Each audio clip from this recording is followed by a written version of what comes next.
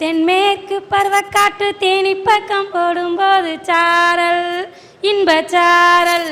ஐயா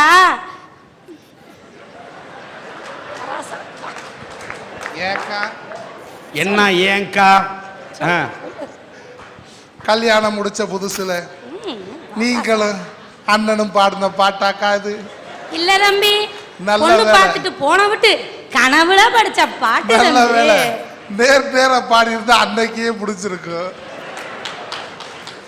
ஐயா, தென்மேற்கு பருவக்காற்ற கண்ணால பார்த்திருக்க முடியாது, ஆனா தேனி பக்கம் வந்தப்ப உணர்ந்திருக்கலாம். அது மாதிரிதாயா விட்டு கொடுத்தாலும் ஒரு உணர்வு ஐயா, கண்ணால பார்க்க முடியாது, பட்டாத்தாயா அந்த உணர்வு தெரியும். எனக்கும் வாழ்க்கைய விட்டு கொடுக்க ஒரு நல்ல மகராசன் வந்தாரியா, வந்து எங்க கல்யாணமும் நடந்துச்சுயா. ஐயா, கல்யாணம் முடிச்சோடனே மாலை மாத்திர சம்பிரதாயம் இருக்குன்னு தெரியுமாங்க ஐயா?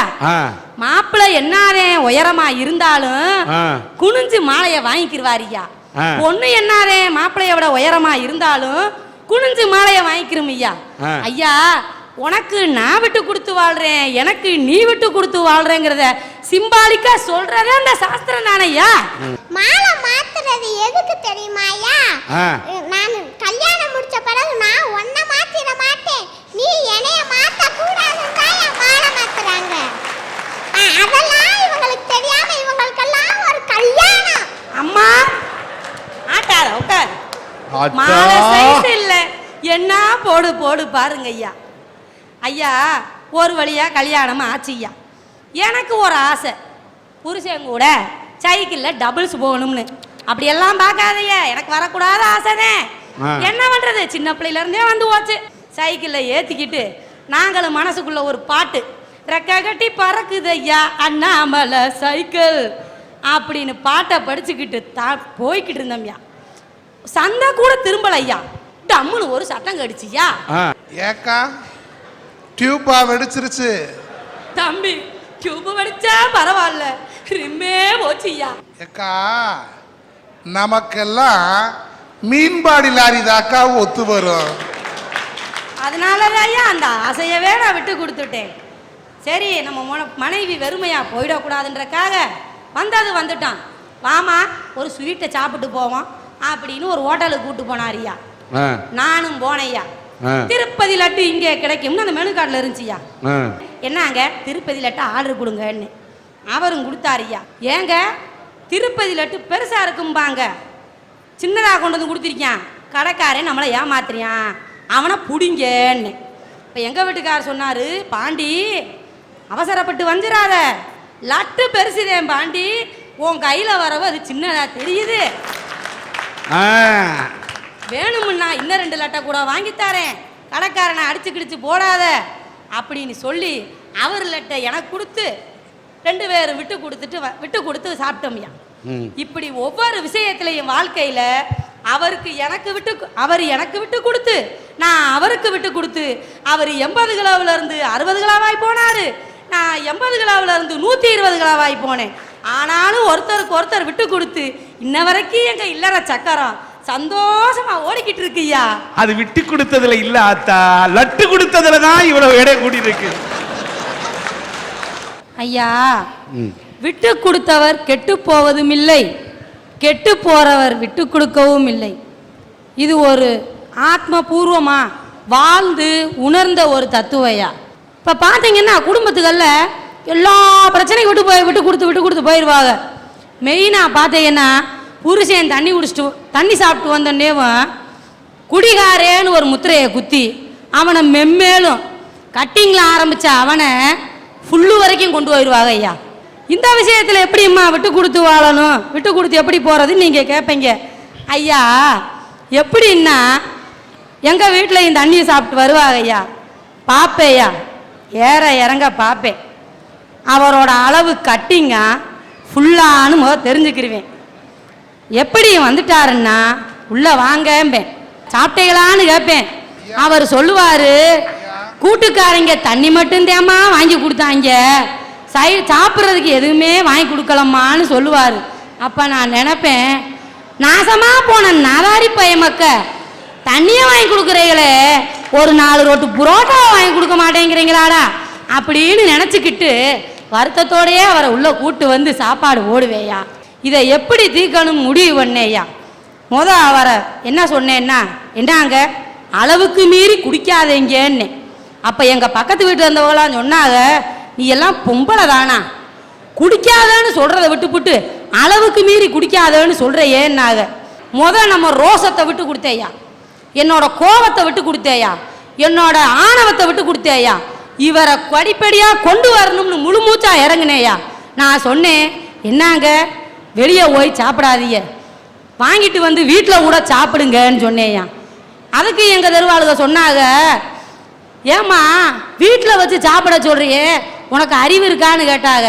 நான் சொன்னேன், கடையில் போய் குடிச்சா என் புருஷனை குடிக்கிறாருன்னு சொல்லிடுவாங்க, அதனாலதான் அவரை நான் வீட்டில் வச்சு குடிக்க சொன்னேன் அப்படின்னு சொன்னேயா. எங்கள் வீட்டுக்காரோட அளவை கொஞ்சம் கொஞ்சமாக குறைச்சு இப்போ என்ன பண்ணுறான் தெரியுமாயா, தண்ணி சாப்பிடவாமான்னு கேட்குறாரு. நான் சொல்லுவேன், சாப்பிடுங்க, அளவா சாப்பிட்டீங்கன்னா மருந்து, அளவுக்கு மீறி நீங்கள் சாப்பிட்டீங்கன்னா அது கிறுக்கு வேணுமா மருந்தா வேணுமா, அதை நீங்களே பயன்படுத்திக்கங்கன்னு சொல்லிட்டேயா. நானா ஒரு உள்ள நாளைக்கு என்னங்க கறி உளி எடுத்துருக்கோம், போய் தண்ணி இன்னி சாப்பிட்டு வாங்கன்னு சொன்னா என் வீட்டுக்காரர் சொல்கிறாரியா, நாக்கு ருசியாக சமைச்சு வச்சிருக்க, நான் சாப்பிட்டு பிள்ளைகளோட பேசிட்டு உன் பேச்ச கேட்டாலே போதை ஏறும் எனக்கு எதுக்கு அந்த காசு போட்டு வாங்குற கிறுக்கு அப்படின்னு சொல்லிட்டு இந்த 65 ரூபாயை மிச்சம் பண்ணோம்னா நம்ம வாழ்க்கை எங்கேயோ போயிடும். இது தெரியாம எவ்வளவோ பேரு காசை கொடுத்து கிறுக்க வாங்கிக்கிட்டு இருக்காங்களே அப்படின்னு அறியா. ஒருத்தருக்கு விட்டு கொடுத்து இன்ன வரைக்கும் எங்க இல்லற சக்கரம் சந்தோஷமா ஓடிக்கிட்டு இருக்குயா. அருந்த வேண்டும் என்று அலையக்கூடிய ஆண்களுக்கு மத்தியில் திருந்த வேண்டும் என்ற ஒரு கணவன்மாரை உருவாக்கிய பெண்ணே.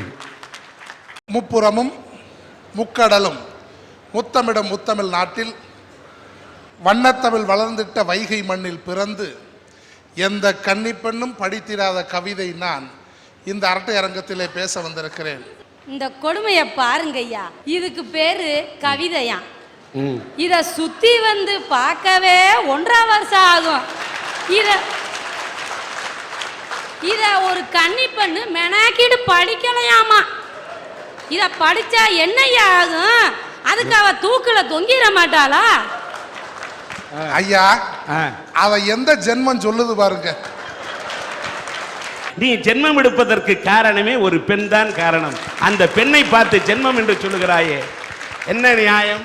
ஐயா, இந்த கவிதையும் படிக்கணும், இதுக்கு இந்த கவிதையை படிக்கிறதுக்கு ஒரு பொண்ணு வேணும் அப்படின்னுட்டு பொண்ணு பார்க்கறதுக்கு புரோக்கரை கூப்பிட்டுட்டு மதுரை பஸ் ஸ்டாண்டில் போய் இறங்கினீங்க. இறங்கின உடனே வயிறு சரியில்லை. என்னடா செய்ய, இந்த வயிறுங்க. அப்படியே புரோக்கரை நில்லுங்க, இந்த பாத்ரூம் வரைக்கும் போயிட்டு வரேன்னு போனேன். என்ட்ரன்ஸில் எழுதியிருந்தான் நவீன வசதியுடன். பிறந்ததுலேருந்தே அப்படித்தானையா போய்கிட்டு இருக்கோம், இதில் என்ன நவீனம்? அப்படியே திரும்பினேன், ஜென்ரேட்டர் வசதியுடன் போட்டிருந்தேன். இதுக்கு எதுக்குடா ஜென்ரேட்டர் வசதி? கீழே பார்த்தேன், பஞ்சர் பார்க்கப்படும் போட்டிருந்தேன். இதில் இது வேறையா? எதா இருந்தா நான் கட்டாப்புடான்னு உள்ள ஓடுனேன். பஞ்சர் கடைக்கார, டே பப்ளிக் பாத்ரூம் அங்க இருக்கு, அங்க போடா நாதாரின்னா. ஓடி வந்து அந்த வாளியை எடுத்து தண்ணியை மோந்து எடுத்தா தண்ணி சொட்டு சொட்டா கீழே வடியுது. எடுத்து ஏண்டா தண்ணி போகுதுன்னு, நீ போய் 1 மணி நேரம் உட்காந்துக்கிட்டீங்கன்னா அடுத்தவனும் போக வேணாமாடா, சீக்கிரம் போயிட்டு வான்னா. எடுத்துட்டு நான் போனேன் உள்ள, முதரும் கதவை தட்டினேன். அவன் வாராய் நீ வாராய், போகும் இடம் வெகு தூரம் இல்லை, நீ வாராய்னா.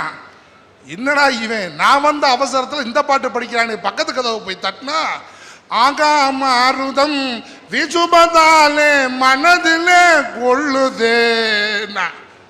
டே வந்துடுறா வெளியே, நானே 3 நாள் அப்பதான் போய்கிட்டு இருக்கு, போடா அடுத்து அப்படின்னு. அடுத்த பாத்ரூம் கதவை போய் தட்டினா, அந்த பாத்ரூம்ல அவன் வந்துரு வந்துரு தானா வந்துரு வந்துரு வந்துரு தானா வந்துரு வந்துரு. அட எடுபட்ட வேலைகளா, பூரா பேர் இதே வேலையில தான் இருக்கீங்களான்னு ஒரு வழியா முடிச்சுட்டு, புரோக்கரே முடிஞ்சிச்சு வாங்க போவோம்னு போய் பொண்ணு வீட்டு கேட்டு கதவை பிடிச்ச வாக்கில் நின்று லேசா ஆரம்பிச்சிச்சு. என்னடா இங்க வந்து ஆரம்பிக்குதே, புரோக்கரே கொஞ்ச நேரம் நின்றுட்டு உள்ள போவோம்னே. சரி நில்லுங்க. அங்கிட்டு இருந்து வந்த ஐயா, பழைய ஓட்ட உடசலுக்கு தூரடைக்கிறதே.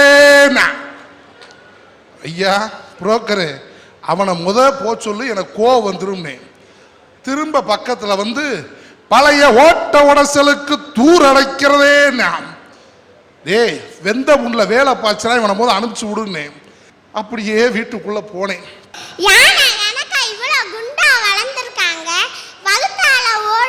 ஒரு மாத்திரை வாங்கி சாப்பிடணும்னு அறிவு இல்லையா? அதை விட்டுட்டு வரவே போறவனெல்லாம் வெட்டிக்கிட்டு பழைய இரும்பு பாத்திரத்துக்கு தூர் அடைக்கிறது அவனெல்லாம் வெட்டிக்கிட்டு இருக்காங்கயா. சாம உட்காரு, மாத்திரை பதில் ஒன்னே முழுங்கிடுவேன். அப்படியே உள்ள போனோம். மாமனார் மாமியார் எல்லாரும் கட்ட கட்ட கட்ட கட்ட கட்ட முடியாத வாங்க வாங்க வாங்க வாங்க வாங்க வாங்க உள்ள கூட்டு போனாங்க. உள்ள கூப்பிட்டு போய் உட்கார்ந்த உடனே பலகாரம் எல்லாம் நிறைய இருந்துச்சுங்க. வயிறு என்ன ஆனாலும் பரவாயில்லன்ட்டு இருக்கதெல்லாம் நறுசா ஒரு தொடப்பு தொடச்சிட்டேன். தொடச்சிட்டு காஃபியும் கொடுத்தாங்க, குடிச்சிட்டு அப்புறம் இந்த பொண்ணை வர சொல்றதுன்னு மாமனார் கேட்டாரு, மாப்பிள்ளை எங்கன்னாரு. புரோக்கர்கிட்ட ஏயா மாப்பிள்ளைன்னு நான் சொல்லவே இல்லையா? இல்லைங்க நான் தான் மாப்பிள்ளைன்னு. அவர் நீ மாப்பிள்ளையா? யோ வீட்டை விட்டு எந்திரிச்சு போய்யா அப்படின்னாரு. மாமான்னு. மாமாவா? கிளம்புடா அப்படின்னாரு. உங்க பொண்ணை உடவு வந்து என்னை பார்க்க சொல்லுங்க, பார்த்துட்டு அது வேணாம்னா போட்டும்னு. நான் பார்க்கறதுக்கே உனக்கு அனுமதி இல்லை, இதுல என் பொண்ணு வேற வந்து உன்னை பார்க்கணுமாக்கோ அப்படின்னாரு. நீ இடத்த காலி பண்ணுட்டாரு. எந்திரிச்சு வெளியில வந்துட்டேங்க. பாருங்க, அன்னைக்கு ஒரு பொண்ணு விட்டு கொடுத்துருந்துச்சுன்னா இன்னைக்கு வாழ்க்கையில நான் எப்படி இருந்திருப்பேன், சந்தோஷமா இருந்திருப்பேனாங்க. என் வாழ்க்கை விட்டு கொடுக்காதனாலதான் ஐயா இந்த வாழ்க்கை சக்கரம் பஞ்சர் ஆனது மாதிரி என் வாழ்க்கை பஞ்சராகி போய் நிக்குது. விட்டு கொடுன்னு சொல்றாங்கல்ல, இவங்க விட்டு கொடுக்க வேண்டியானே. ஒரு வாழா வெட்டி பொண்ணுக்கு வாழ்க்கை கொடுக்கலாம் இல்லையா? ஏங்க ஐயா, நான் வாழாமலே வாழா வெட்டியா இருக்கேன். இதுல இன்னொரு ஏங்க அது அவரு தான் வாழை லட்டு ஜிலேபி ஜாங்கிரி எல்லாத்தையும் வெட்டின்னு வெட்டி வாழறாரு. இவரே வெட்டி, இவர் எங்க கல்யாணம் பண்ணிப்பாரு? வாழா வெட்டி. தேனி மாவட்டத்தில் இருக்கக்கூடிய கோடாங்கிப்பட்டி ஊரை சேர்ந்த மாரியப்பன் ஈஸ்வரி என்ற தம்பதியை இங்கே மேடை கிடைக்கின்றேன்.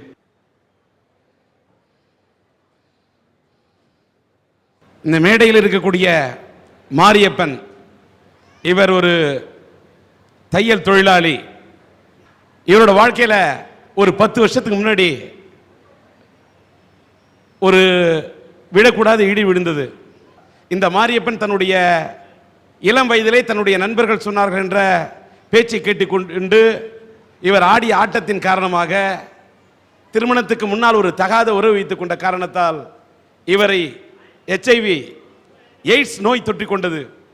இவருக்கு நோய் தொற்றிக் கொண்டது இவருடைய வாழ்க்கையை மட்டும் பாதிக்கவில்லை. ஒரு அப்பாவி பெண்ணுக்கு தன்னுடைய மனைவி ஈஸ்வரிக்கு அந்த நோயை பரப்பினார். இவர் வாங்கின தொல்லையை துன்பத்தை தன்னுடைய மனைவிக்கு பரப்பினார், கொடுத்தார். அவர் தன்னுடைய பெற்றெடுத்த பிள்ளைகளுக்கு குழந்தைகளுக்கு பால் கொடுத்தார். அந்த பால் மூலமாக அந்த நோய், தாய் கொடுத்த நோய் என்ற அந்த குழந்தைகளுக்கு அந்த நோய் பரவியது. 3 பிள்ளைங்களை பெற்றெடுத்தாங்க. அதில் 2 பிள்ளைங்க அந்த நோய் தாக்கியதெல்லாம் 2 பிள்ளைங்க இறந்துருச்சு. இப்போ எஞ்சி நிற்கக்கூடிய இந்த ஒரே ஒரு பையன் தான். இந்த பையன் சந்தோஷ், பேர்ல தான் சந்தோஷ்னு பேர் இருக்கு. சந்தோஷத்தை இழந்துட்டு இந்த பையனும் நிற்கிறான், இந்த குடும்பமும் நிற்குது. இந்த எய்ட்ஸ் நோய் தாக்கியதற்கு பிறகும் இந்த நோய் தாக்கிவிட்டால் இறந்து விடுவோம் என்ற நிலையை மாற்றி மருந்து மாத்திரைகள் சாப்பிட்டால் வாழ முடியும் என்ற விழிப்புணர்ச்சியின் காரணமாக இன்றைக்கு வாழ்ந்து கொண்டிருக்கிறார்கள். இடையில இந்த நோய் தாக்கினப்ப முடி கொட்டி அது கொட்டி வாழ முடியாம போராடின கணவன் மனைவி 2 பேரும் இன்றைக்கு அரசு காட்டிய வழிகாட்டுதலின் பேரில் அரசு இன்றைக்கு மாத்திரை மருந்துலாம் கொடுக்குறாங்க. இன்றைக்கு இவர்கள் மருந்து மாத்திரை சாப்பிட்டால் எய்ட்ஸ் நோய் தாக்கினாலும் இந்த நாட்டிலே மனிதர்களாக வாழ முடியும் என்று வாழ்ந்து கொண்டிருக்கிறார்கள். அது மட்டுமல்ல, மற்றவர்களுக்கும் இந்த விழிப்புணர்ச்சியை ஊட்டி கொண்டிருக்கிறார்கள். ஆனால் இன்னைக்கு இந்த பையனோட நிலைமை பாருங்க. அவங்க பெத்தெடுத்த புள்ள, இன்னைக்கு அந்த பையனோட நிலைமை, இந்த பெற்றோர்களுடைய நிலை நாளைக்கு ஒன்று ஆகிவிட்டால் இந்த குழந்தையின் நிலை என்ன? இந்த நிலையிலே இந்த குடும்பம் இன்றைக்கு தத்தளித்துக் கொண்டிருக்கிறது. இந்த பையனை எப்படியாவது நல்லா படிக்க வைக்கணும், இந்த நிலையில் இவன் வாழ வேண்டும் என்று இந்த சிறுவன் துடிக்கிறான். இந்த சந்தோஷ் வாழ்க்கையில் எப்படி சந்தோஷமா வாழப் போகிறான்?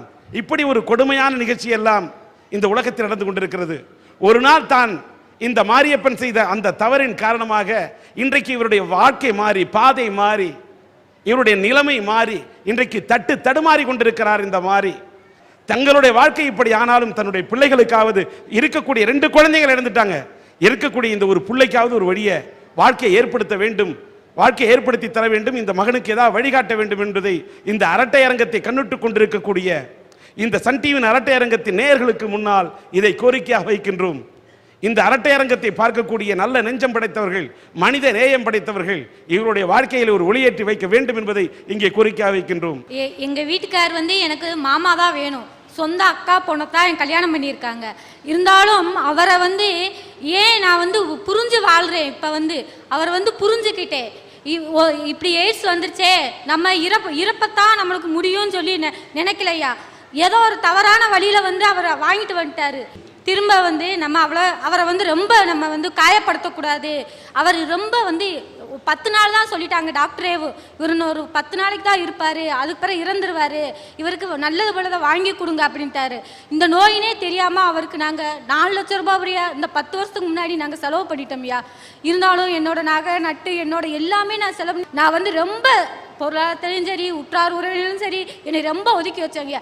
ஏன் நம்ம மற்றவங்கள மாதிரி வாழ முடியாது அப்படின்னு என்னோட தன்னம்பிக்கை, என்னோட முயற்சி, என்னோட இதெல்லாம் இருக்க போய் தான் என்னோட கணவரை இந்த அரட்டை அரங்க மேடையிலேருந்து உங்களுக்கு எல்லாத்துக்கும் நான் இப்படி எங்களோட முகத்தெல்லாம் நான் வெளியே காட்டிகிட்டு இருக்கேன். தயவு செய்து இன்ன வர இளைஞர்கள் இளைஞர்கள் இந்த ஒரு 10 நிமிஷம் 5 நிமிஷம் சுகத்துக்காண்டி இந்த மாதிரிலாம் நீங்கள் பண்ணிடக்கூடாது. நம்ம தான் அப்படி பாதிக்கப்பட்டோம். நம்மள மாதிரி இருக்கிறவங்களும் இந்த மாதிரி சூசைட் பண்ணிக்கிறாங்க, குழந்தையில விட்டு இறந்து போயிடுறாங்க, விடோஸ்கள் எவ்வளவோ கஷ்டப்படுறாங்க.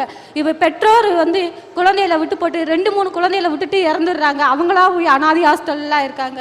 அந்த மாதிரிலாம் இருக்கக்கூடாது. இங்கே பேசக்கூடிய இந்த ஈஸ்வரி பஞ்சாயத்து போர்டு கவுன்சிலர் அந்த மாதிரி இருக்கிறாங்க. இன்றைக்கு மருந்து மாத்திரையால் வாழ முடியும், வாழ்ந்து காட்ட முடியும் என்ற ஒரு முன்னுதாரணமாக வாழ்ந்து கொண்டிருக்கிறார்கள். ஏதோ அறியாமல் இந்த 10 ஆண்டுக்கு முன்னாடி நண்பர்களின் தூண்டுதலின் பேரில் சவளத்தனத்துக்கு நான் ஆளாயினேன். அந்த சவளத்தனத்துக்கு ஒவ்வொரு இளைஞரும் ஒவ்வொரு இளைஞர்களும் எந்த காரணத்தினாலும் அந்த சவளத்தனத்துக்கு ஆளாயிடக்கூடாது. அந்த சவளத்தனத்தை ஆளாயினால் என்னுடைய வாழ்க்கை துன்பமும் ஏகப்பட்ட நஷ்டமும் ஏகப்பட்ட வாழ்க்கையே பொருளாதாரத்தில் எல்லாமே இழந்து சம உரிமை அந்தஸ்து கிடைக்காம நான் ரொம்ப தட்டுக்கட்டி நிலைமையில் இருக்கேன்.